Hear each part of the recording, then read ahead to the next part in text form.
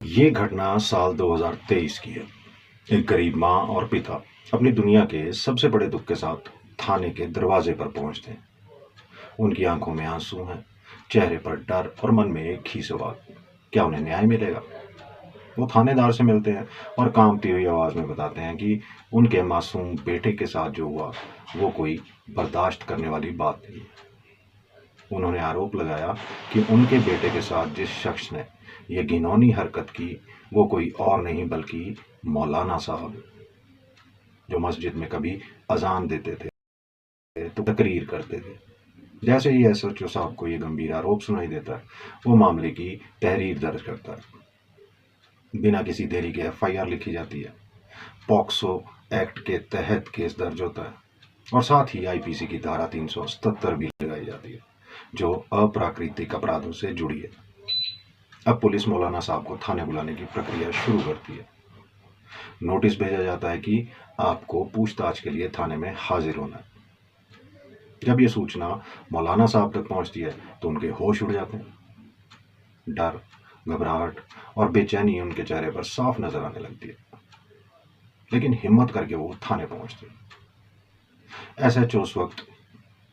SHO उस वक्त मौजूद नहीं होते तो मौलाना से कहा जाता है, आप बैठिए, साहब आते ही आपसे बात करेंगे। मौलाना इंतजार करने लगते हैं, लेकिन तभी कुछ ऐसा होता है जिसकी उम्मीद किसी को नहीं थी। एसएचओ के आने से पहले ही मौलाना चुपके से वहां से फरार हो जाते हैं। जब एसएचओ थाने लौटते हैं और पूछते हैं मौलाना कहाँ है, तो जवाब मिलता है, साहब वो तो भाग गए। अब पुलिस अलर्ट हो जाती है। मौलाना की तलाश शुरू होती है, लेकिन वो ऐसे गायब हुए जैसे जमीन निकल गई हो या आसमान खा गया हो। उनका मोबाइल फोन स्विच ऑफ मिलता है। उनका पता ठिकाना कोई नहीं जानता। जितने भी रिश्तेदार, जान पहचान वाले थे, सबसे पूछताछ होती है, लेकिन मौलाना का कोई सुराग नहीं मिलता। समय बीतता जाता है। साल 2023 खत्म हो जाता है, फिर 2024 भी गुजर जाता है। पुलिस के हाथ अब तक खाली है। और फिर आता है 8 अप्रैल 2025 का दिन। क्राइम ब्रांच को एक अहम सूचना मिलती है, जिस मौलाना को आप ढूंढ रहे हैं उसने अपनी पहचान बदल ली है, नाम बदल लिया, और अब वो उत्तराखंड में छुपा हुआ है। मुंबई से क्राइम ब्रांच की टीम तुरंत उत्तराखंड रवाना होती है। कड़ी मेहनत के बाद पुलिस मौलाना को ढूंढ निकालती है और हिरासत में ले लेती है। जब पूछताछ शुरू होती है तो जो सच्चाई सामने आती है वो और भी ज्यादा चौंकाने वाली होती है। पुलिस को अंदाजा था कि ये आदमी चालाक है, लेकिन ये तो उम्मीद से कहीं ज्यादा शातिर और खतरनाक निकला। आज वही मौलाना सोशल मीडिया पर चर्चा का विषय बना हुआ। लोग जानना चाहते हैं क्या है पूरी सच्चाई। आखिर ऐसा क्या किया उसने कि अब पूरा देश उसकी बात कर रहा है। इस कहानी का अगला हिस्सा और भी सनसनीखेज है। आइए इस वीडियो के जरिए हम सच्चाई को उजागर करते हैं। दोस्तों नमस्कार, आपका स्वागत है फिर से एक बार। मैं मुनीश कुमार एक बार फिर हाजिर हूं एक और सच्ची घटना लेकर। अगर आप पहली बार आए हैं तो चैनल स्टोरीज बाय सागू को सब्सक्राइब जरूर कीजिए। वीडियो को लाइक करना मत भूलिए और बेल आइकन जरूर दबाइए ताकि अगली कहानी आपसे मिस ना हो जाए। कमेंट में जरूर बताइए कि आप कहानी कहाँ से देख रहे हैं, किस शहर से सुन रहे हैं और किस अंदाज में आपको हमारी कहानियां पसंद आ रही हैं। और हाँ, कहानी के अंत में हम लेंगे अपने उन प्यारे प्यारे सब्सक्राइबर्स का नाम जो हर बार भर भर के मुझे अपना प्यार देते हैं। तो चलिए देर न करते हुए आपको सीधे ले चलता हूं आज की कहानी की ओर। ये सच्ची घटना है। ये कहानी है महाराष्ट्र की एक ऐसी बस्ती की जहां जिंदगी रोज मुश्किलों से लड़कर आगे बढ़ती है। मुंबई से लगभग 34 किलोमीटर दूर स्थित भिवंडी का इलाका, जो अपनी मेहनत कश जनता के लिए जाना जाता है। भिवंडी थाना क्षेत्र में आता है एक मोहल्ला नई बस्ती, और वहीं की एक गली है नेहरू नगर। यहाँ का हर घर अपनी ही तरह की कहानी कहता है।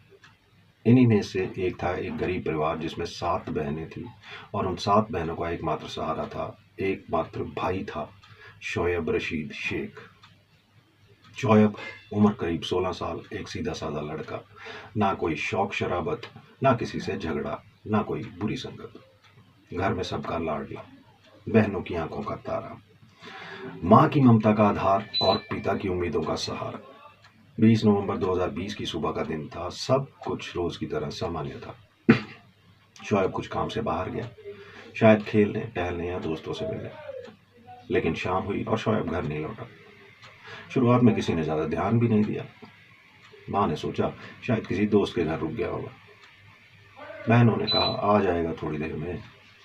लेकिन जैसे जैसे रात गहराने लगी, चिंता भी गहराने लगी। घर के दरवाजे हर 10 मिनट में खुलते। हर बार उम्मीद के साथ कोई बहन आकर झांकती, लेकिन कोई नहीं आता। धीरे धीरे वो रात एक ऐसा डर बन गई जिसे शब्दों में बयान करना मुश्किल है। सुबह होते ही घर वालों ने मोहल्ले में, आसपास की गलियों में, रिश्तेदारों के यहाँ हर जगह तलाश करना शुरू कर दिया। किसी ने कहा अरे वो फलां लड़कों के साथ देखा था। किसी ने कहा शायद मस्जिद गया हो। लेकिन हर रास्ता, हर दरवाजा नहीं पता, नहीं देखा पर ही खत्म होता। अब घर वाले टूटने लगे थे। आखिरकार जब कोई उम्मीद बाकी नहीं बची तो उन्होंने भिवंडी पुलिस स्टेशन का दरवाजा खटखटाया। थाने में एक बूढ़े पिता थके हुए कंधों और डबडबाई आंखों के साथ बोले, साहब मेरा बेटा गायब हो गया, 16 साल का है। कोई झगड़ा नहीं, कोई बुरी संगत नहीं। 7 बहनों का इकलौता भाई है, बहुत शरीफ बच्चा है और अचानक से लापता हो गया। माँ ने रोते हुए सिर्फ एक बात कही, साहब मेरे बेटे को ढूंढ दो। पुलिस ने तुरंत मामला दर्ज किया। गुमशुदगी की रिपोर्ट बनाई गई। शोएब की उम्र, हुलिया, कपड़ों का रंग, आखिरी बार कहाँ देखा गया, सब नोट किया गया। तस्वीर ली गई। आसपास के इलाकों में सर्च ऑपरेशन शुरू हुआ। शुरुआत में तो पुलिस ने जोश दिखाया, लेकिन जैसे जैसे दिन बीतते गए पुलिस का रवैया ढीला पड़ता गया। जैसा अक्सर होता है, गुमशुदगी के मामलों में पुलिस की प्राथमिकताएं बदल जाती हैं। फाइलें अलमारियों में धूल खा रही होती हैं और परिवार अकेले अपनी लड़ाई लड़ रहा होता है। लेकिन इस परिवार ने हार नहीं मानी। माँ और बहनें हर रोज थाने पहुंचती थी। थानेदार के सामने जाकर चुपचाप बैठ जाती। कोई शोर नहीं, कोई हंगामा नहीं, सिर्फ एक ही आवाज, साहब हमारे भैया को ढूंढ दो, हमारे शोएब को लौटा दो। उनके चेहरे पर कोई शिकायत नहीं थी, लेकिन आंखों में हर रोज एक नया सवाल होता था, क्या हम अपने भाई को फिर से कभी देख पाएंगे। पुलिस के कई अधिकारियों ने यह देखा कि वो माँ कैसे हर बार थाने के फर्श पर बैठ जाती थी, अपने दुपट्टे से आंखें पोंछती थी और हर बार सिर्फ एक ही बात दोहराती थी, साहब मैं माँ हूँ, मुझे मेरा बेटा चाहिए। कभी किसी बहन के हाथ में अपने भाई की तस्वीर होती, तो कभी कोई रिश्तेदार उनके साथ होता, लेकिन कोई सुराग नहीं मिल रहा था। और इस कहानी का सबसे डरावना पहलू ये था, कोई ये सोच भी नहीं सकता था कि ये मामला एक सीधी सादी गुमशुदगी नहीं, बल्कि एक रूह कंपा देने वाला अपराध था। अब तक जो सिर्फ लापता था, उसके साथ क्या हुआ था, वो जब सच्चाई बनकर सामने आएगी तो इंसानियत भी शर्मिंदा हो जाएगी। शोएब का कहीं कोई अता पता नहीं। दिन बीतने लगे, फिर हफ्ते, फिर महीनों ने भी दस्तक दे दी, लेकिन शोएब रशीद शेख का कोई सुराग नहीं मिला। ना कोई फोन कॉल, ना कोई चिट्ठी, ना कोई देखा गया, ना किसी ने कुछ बताया। घर की दीवारों पर सिर्फ खामोशी थी और आंखों में ठहरी रह गई थी बस इंतजार की नमी। पुलिस की जांच लगभग ठंडी हो चुकी थी। थाने में रिपोर्ट नंबर मौजूद था, लेकिन रिपोर्ट से जुड़ी उम्मीद कहीं खो चुकी थी। अब परिवार के पास कोई और रास्ता नहीं बचा था, सिवाय इसके कि वो जो भी कर सकते हैं वो करें। हर उस दरवाजे पर दस्तक दी जाने लगी जहां से कोई चमत्कार की उम्मीद हो। माँ, बहनों और पिता धार्मिक स्थलों की ओर रुख करने लगे, शायद ऊपर वाला ही कुछ कर दे। वो मज़ारों पर जियारत के लिए जाने लगे। कभी शोएब का नाम लेकर चादर चढ़ाई जाती, तो कभी तावीज़ बंधवाए जाते। हाजी अली की दरगाह पर भी पहुंचे, जहां देश भर से लोग मन्नतें मांगने जाते हैं। दरगाह की सीढ़ियों पर बैठी उस्मान ने आंसुओं से भीगी आंखों में शोएब की तस्वीर थाम रखी थी। या अल्लाह, मेरा बेटा सलामत लौटे। ये वो दुआ थी जो हर माता पिता की आ बनकर दरगाह की दीवारों से टकरा रही थी। फिर एक दिन उन्होंने मोहल्ले की मस्जिद के पास रहने वाले एक मौलाना साहब से संपर्क किया। ये वही मौलाना थे जिनकी दुकान मस्जिद के बिल्कुल बगल में थी, घर से मुश्किल से 20 मीटर दूर। इलाके में उन्हें धार्मिक और आध्यात्मिक मददगार माना जाता था। जब माँ और पिता उनके पास पहुंचे तो बोले, मौलाना साहब हम टूट चुके हैं, आप ही कोई दुआ पढ़ दीजिए, आप ही कोई रास्ता बता दीजिए। मौलाना ने उन्हें बड़े सुकून के साथ जवाब दिया, परेशान मत हो, खुदा की राह में नेक काम करो, उसकी बरकत जरूर होगी। फिर मौलाना ने एक सलाह दी, एक काम करो, एक बकरे का इंतजाम करो और उस बकरे की कुर्बानी देकर गरीबों को खाना खिला दो। मिस्कीनों की दुआएं लगेंगी और हो सकता है कि तुम्हारा बेटा खुदा के करम से लौट आए। परिवार ने एक पल भी नहीं गवाया। माँ ने अपने गहने बेच दिए, पिता ने जान पहचान वालों से उधार लिया, किसी तरह एक बकरे का इंतजाम किया गया। फिर एक दिन मोहल्ले में दावत हुई, गरीबों को बुलाया गया। बच्चों से लेकर बूढ़ों तक के चेहरे पर खाना देखकर मुस्कान थी। लेकिन उस दावत की मेजबान माँ की आंखों में बस एक ही सवाल था, क्या अब मेरा शोएब लौट आएगा? हर निवाला, हर दुआ, हर आंसू बस एक ही मिन्नत लिए जा रहा था, या अल्लाह मेरा बेटा। पर किसी को क्या पता था कि जिस मौलाना से वो दुआ की उम्मीद लगाए बैठे हैं, शायद वही इस पूरे मामले की सबसे काली घड़ी है। जैसे जैसे वक्त बीत रहा था, घर वालों का सब्र भी टूट रहा था।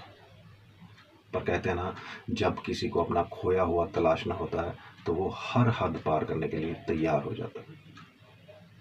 और फिर बात जब इकलौते बेटे की हो, उस बेटे की जिसकी हंसी घर के हर कोने में गूंजती थी, तो माँ बाप बहनें सब कुछ छोड़कर बस एक ही मकसद के लिए जीने लगते, उसे वापस लाने के लिए। मौलाना गुलाब रब्बानी शेख की पहली सलाह पर अमल करके गरीबों को खाना खिलाया गया, दुआएं मांगी गई, लेकिन शोएब वापस नहीं आया। अब वक्त थोड़ा और आगे खिसकता है, उम्मीदें एक बार फिर दरकने लगती हैं, तो माँ फिर जाती है उसी मौलाना के पास, गुलाम रब्बानी शेख, वो मौलाना जो हर बार नई रूहानी तरकीब लेकर सामने आता था। इस बार उसने कहा, एक और काम करो, राजस्थान जाओ, अजमेर शरीफ, ख्वाजा मोइनुद्दीन चिश्ती की दरगाह पर जियारत करो। वो बड़ी पाक जगह है, जो दिल से दुआ करता है वहाँ उसकी सुनवाई जरूर होती है। माँ बाप बहनें सभी मान जाते हैं, एक पल की देरी नहीं होती। कुछ गहने और बर्तन बेचकर उधारी लेकर टिकट खरीदे जाते हैं। सैकड़ों किलोमीटर दूर का सफर तय करके ये टूटा बिखरा परिवार अजमेर शरीफ पहुंचता है। दरगाह की वो सीढ़ियां जहां दुनिया भर से लोग मन्नतें लेकर आते हैं, वहीं बैठी होती है एक माँ, जिसकी आंखों में नींद नहीं, बस बेटे की याद है। एक पूरा महीना वो लोग दरगाह की परछाई में ही गुजार देते हैं।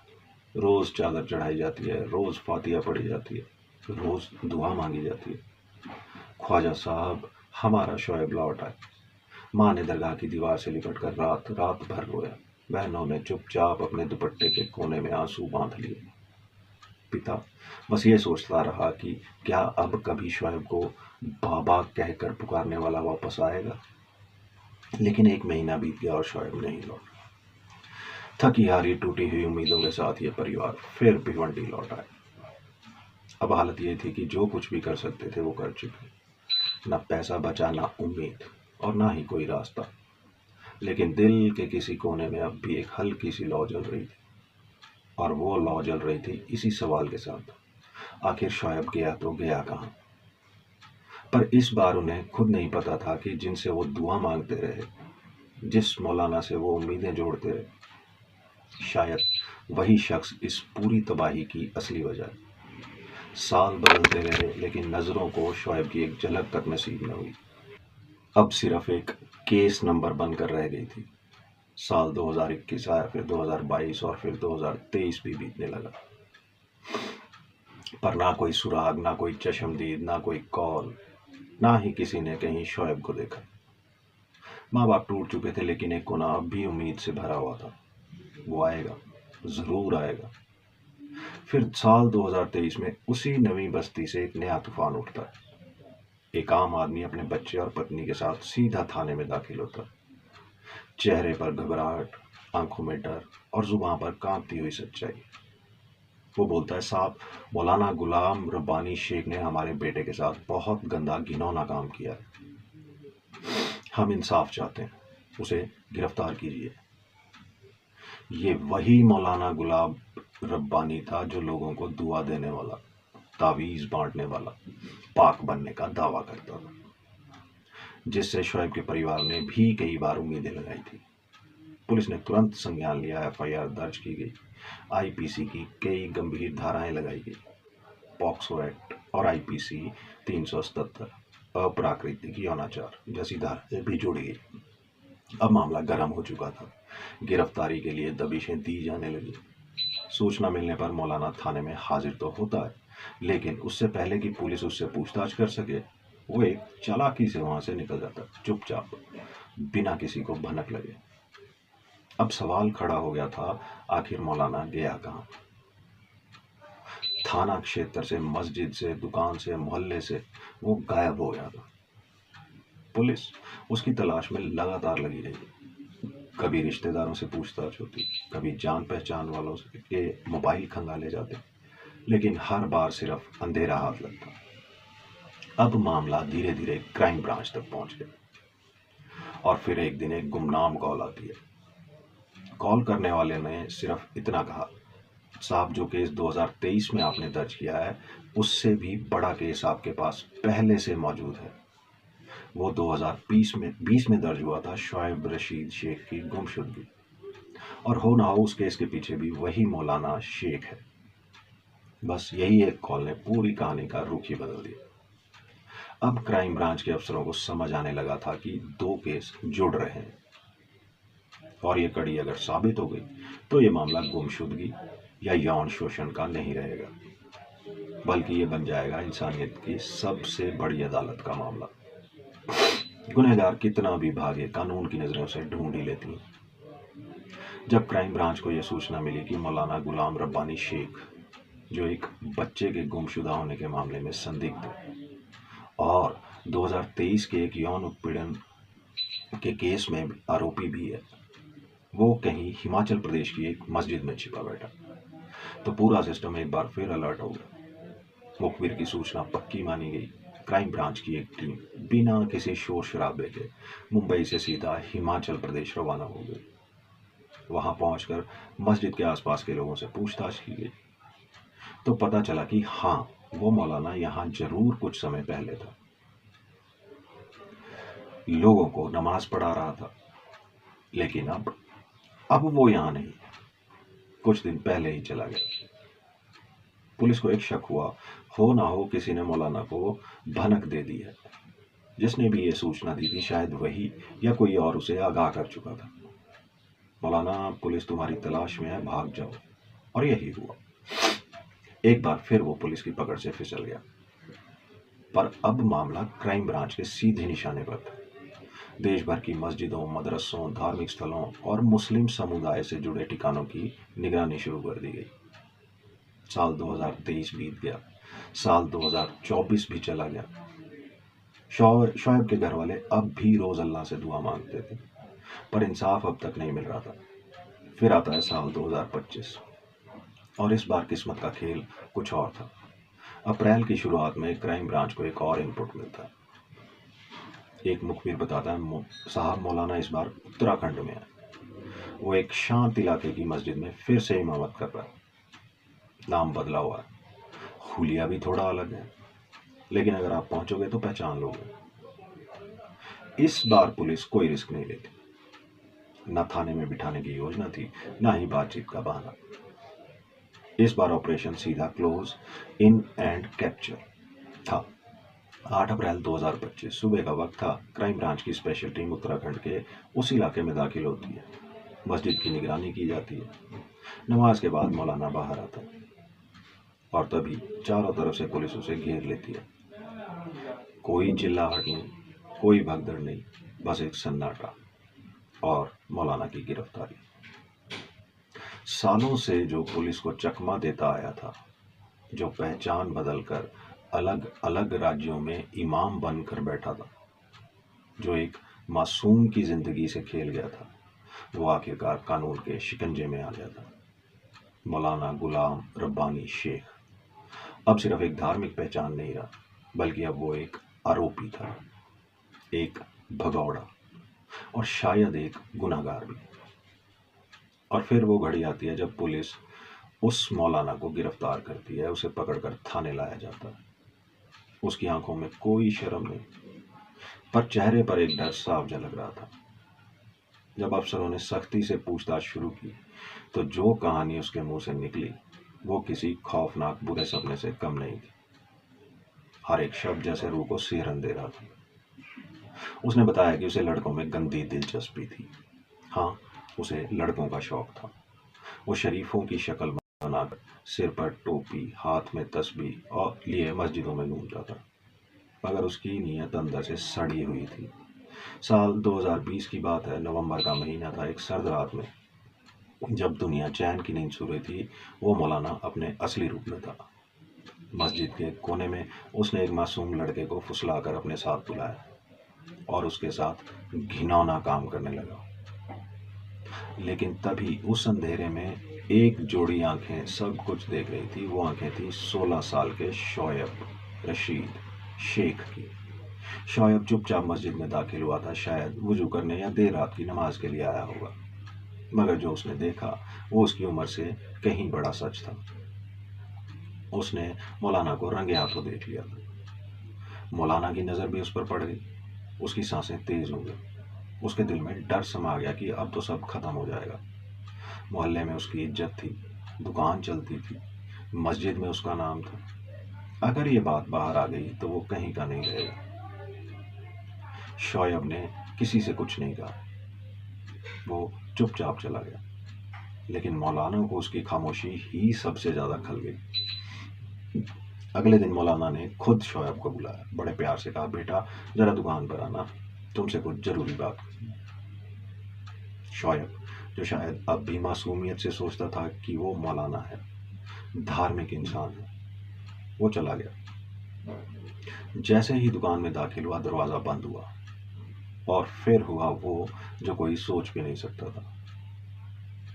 मौलाना ने अचानक शोएब का गला दबोच लिया, इतनी ताकत से, इतनी नफरत और डर के साथ कि शोएब छटपटाता रहा। मगर धीरे धीरे उसकी सांसें बंद हो गई, उसकी आंखों की चमक बुझ गई। शोएब मर चुका था। लेकिन अब सबसे बड़ा सवाल था, लाश का क्या करें।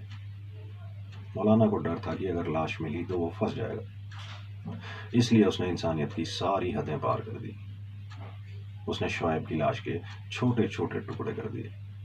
चाकू, आरी, हथौड़ा, जो हाथ लगा वो इस्तेमाल किया। एक एक अंग को काटा और फिर सोचने लगा कि अब इन टुकड़ों को कहाँ ठिकाने लगाया जाए। पहला टुकड़ा एक सुनसान जगह पर फेंका, फिर दूसरा, फिर तीसरा। मगर हर बार उसे डर लगता था, अगर कोई देख लेगा तो, अगर कोई पकड़ लेगा तो। इस डर ने उसे रातों की नींद और दिन का चैन छीन लिया। मगर जुर्म छुपा नहीं करता। वक्त भले ही लगे, लेकिन सच बाहर आ ही जाता है। मौलाना गुलाम रब्बानी शेख की दरिंदगी की हदें अब और भी साफ होती जा रही थी। उसने पहले तो शोएब का निर्दयता से कत्ल किया, फिर उसका शव छुपाने के लिए और अपनी खुद की पहचान बचाने के लिए एक खौफनाक कदम उठाया।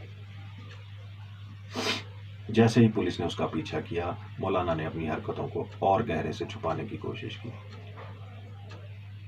उसकी दुकान, जो पहले एक किराना स्टोर थी, वो अब एक खौफनाक जगह बन चुकी थी।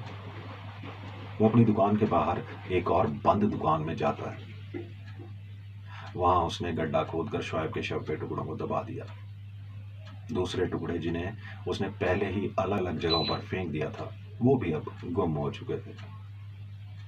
मौलाना ने सोच लिया था कि इन टुकड़ों को छुपाकर वो अपने पाप को हमेशा के लिए दबा देगा। इस दौरान उसने शोएब के घर वालों को यह भी समझाया था कि उनका बेटा कैसे गायब हो सकता है। उसने खुद ही सलाह दी थी, आप हाजी अली की दरगाह पर जाइए, फिर अजमेर शरीफ जाइए, आप गरीबों की दावत कीजिए, ताकि आपके बेटे की सलामती की दुआ हो। यह उस दरिंदे का गंदा खेल था, जिसने एक और घिनौनी सलाह दी थी, उसके घर वालों को पूरी तरह से धोखा दिया। उन्हें ध्यान हटाने के लिए बार बार नई तरकीबों में फंसाता रहा, जबकि असलियत कुछ और ही थी। लेकिन अंत में जब पुलिस और मीडिया ने सच्चाई का पर्दाफाश किया तो हर किसी को हैरानी हुई। वो लोग जो इस आदमी को श्रद्धा की नज़र से देखते थे, वही मौलाना असल में उनके बच्चे की मौत का जिम्मेदार था। 16 साल का शोएब, जो घर से कभी वापस नहीं आया, वो उसी रात मारा जा चुका था। उसकी लाश को टुकड़ों में काटकर मौलाना ने अपने दिमागी खेल के तहत उसे दबाकर छुपा दिया था। उसके शरीर के छोटे छोटे टुकड़े सड़कों पर फेंक दिए, जबकि बाकी हिस्सों को अपनी ही दुकान में गहरे गड्ढे में दबा दिया। अब जब शोएब के परिवार वालों को यह सच्चाई पता चली तो वो बुरी तरह से टूट चुके थे। कितनी बार वो उस मौलाना से मदद मांगने गए थे, कितनी बार उसकी सलाह मांगी थी, और अब उन्हें यह समझ आया कि उनका बेटा तो पहले ही खत्म हो चुका था। अब इस पूरे मामले में एक नया मोड़ तब आया जब मौलाना ने खुद को पुलिस को वो राज बताया जिसे वो सालों से अपने सीने में दफन किए बैठा था। जैसे ही उसने वो लोकेशन बताई, पुलिस महकमा हरकत में आया। फॉरेंसिक एक्सपर्ट्स, राजस्व विभाग, मेडिकल टीम और लोकल पुलिस, हर एक यूनिट को अलर्ट कर दिया गया। कारवां तैयार हुआ और वो सब उस लोकेशन की तरफ रवाना हुए जो नेहरू कॉलोनी के एक पुराने इलाके में थी। ये वही जगह थी जहां एक छोटी सी दुकान सालों से बंद पड़ी थी, बिल्कुल गुमनाम सी। लेकिन उस दुकान की जमीन के नीचे एक ऐसा सच दबा था जिसकी बदबू इंसानियत को शर्मसार कर देती। जब वहां खुदाई शुरू हुई तो धीरे धीरे मिट्टी हटती गई, और फिर जो निकला वो रूह कंपा देने वाला था। एक इंसानी कंकाल के टुकड़े, करीब 4.5 साल पहले उस बेकसूर लड़के को मारकर टुकड़ों में काट दिया गया था और फिर जमीन के अंदर दफन कर दिया गया था। कुछ हिस्से जानवरों की भूख बन चुके थे और कुछ अब पुलिस की आंखों के सामने थे। फॉरेंसिक टीम ने तत्काल उन अवशेषों को सील किया और उन्हें कलीना स्थित फॉरेंसिक लैब में डीएनए टेस्ट के लिए भेजा गया। अब जानिए क्या यह कंकाल वास्तव में शोएब रशीद शेख का है या कोई और राज भी इस मिट्टी में छुपा है। जैसे ही मीडिया, न्यूज़ चैनल्स और सोशल मीडिया पर यह खबर फैली, पूरा शहर सन्न रह गया। खासकर नवी बस्ती में तो गुस्से का एक तूफान खड़ा हुआ। महिलाएं, बूढ़े, नौजवान सब सड़क पर निकल आए। उनके चेहरे पर सिर्फ एक मांग थी, इंसाफ।